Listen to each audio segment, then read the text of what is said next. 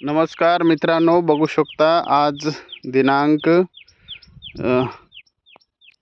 18 तारीख आहे। 18 तारखेला बघू शकता आज कंप्लीट 1 महिना झालेला आहे आपल्या हळदीला। तर हळदीला सध्या म्हणजे पानं असे गुंडाळत आहे, तर आपण त्याच्यावर सोल्युशन सांगणार आहे। असे पानं गुंडाळत आहे, असे ठिपके पडत आहे।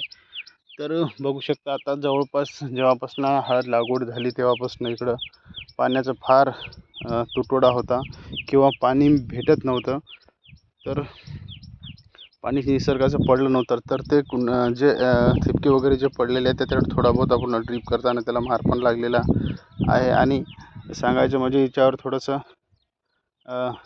बाजूला हरभरे वगैरे होते ते त्याच्यावर त्याची किडी वगैरे होते ते त्याच्यावर गेले आणि त्यानं थोडंसं रस शोषण केल्याचा प्रकार आपल्याला घडलेला आहे। तर येणाऱ्या काळामध्ये आपण याच्यामध्ये बुरशीनाशक मारून क्लोरी 20% स्प्रे करून साप बुरशीनाशकाचा वापर करून आपण याचा स्प्रे करणार आहोत। तर बघू शकता आता कंप्लीट 1 महिना झालेला आहे।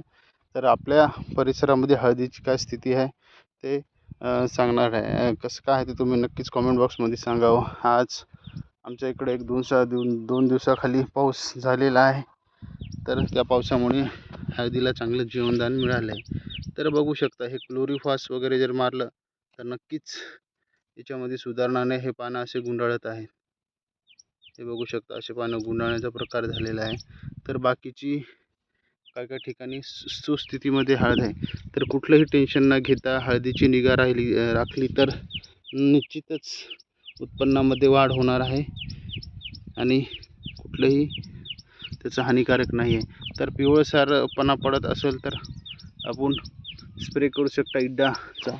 आणि सांगायचे तात्पर्य हे आता कंप्लीट 1 महिना झाला, येणाऱ्या काही रविवारी उद्या रविवारच्या सुट्टीच्या दिवशी आपण याच्यावर स्प्रे घेणार आहे। 1 कीटकनाशक, 1 बुरशीनाशक आणि 1 टॉनिक हे टाकणार आहे, जेणेकरून याच्यातील आपल्याला चांगल्या हिरवेगारपणा येईल। आणि हुमिकची ड्रिचिंग परत एकदा करणार आहोत आणि 19-19 सोडणार आहोत, जेणेकरून आता त्याला मानेल। पाणी चांगल्या प्रकारे झालेलं आहे आणि बघू शकता आता इथे भुसभुशीतपणा पण आलेला आहे। आता यांची मुळं वगैरे ते फार खोलवर गेलेली आहे, तरी पाणी पडत असेल तर अजून चांगलीच गोष्ट आहे। तर आता तण विरहित आहे, इथं निंदन वगैरे झालेलं आहे, आपलं निंदन वगैरे केलेलं आहे, भर वगैरे टाकणं झालेलं आहे।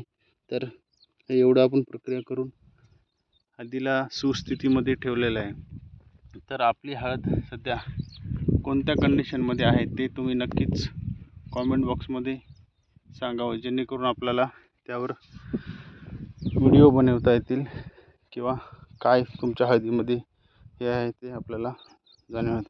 यावर्षी पाण्याचा तुटवडा आहे हे निश्चितच आहे, जेणेकरून आपल्याला अशा रोगांना प्रादुर्भाव होणं हे बघू शकतात। हे पान सडण्याचा प्रकार होत आहे, इथे थोडं सड लागले तर इथे स्प्रे घेणं गरजेचं आहे, नंतर हे पूर्ण असं सडत जाऊन खाली होणार। तर खाली याला काही बुरशी वगैरे लागली का तर ते पाहूया। तर तसं तर काही दिसत नाही आहे, बुरशी वगैरे सड वगैरे लागली तर आपल्याला हे कोंब कामातून जाईल असं हे पाहूया। तर इथं बुरशी वगैरे काय नाही आहे, तर येणाऱ्या काळामध्ये असं कुठलेही आपल्या हळदीला रोग येणार नाही या अनुषंगाने आपण व्हिडिओ तयार करत असतो। तर चॅनलवर नवीन असेल तर नक्कीच चॅनलला सबस्क्राईब करा, जुने असेल तर चॅनलला शेअर करा आणि रेग्युलर पाहत असाल तर subscribe button, like, share, comment नक्कीच करा। तर बघू शकता आता ही हळदीची स्थिती आहे। आता काही भागामध्ये पाणी पोचलं नसेल तिथे उगवण शक्ती थोडा कमी प्रमाणात होत आहे, हे आपल्याला पाहायचं आहे। तर हळदीला सुधारण्यासाठी खूप दिवस असतात।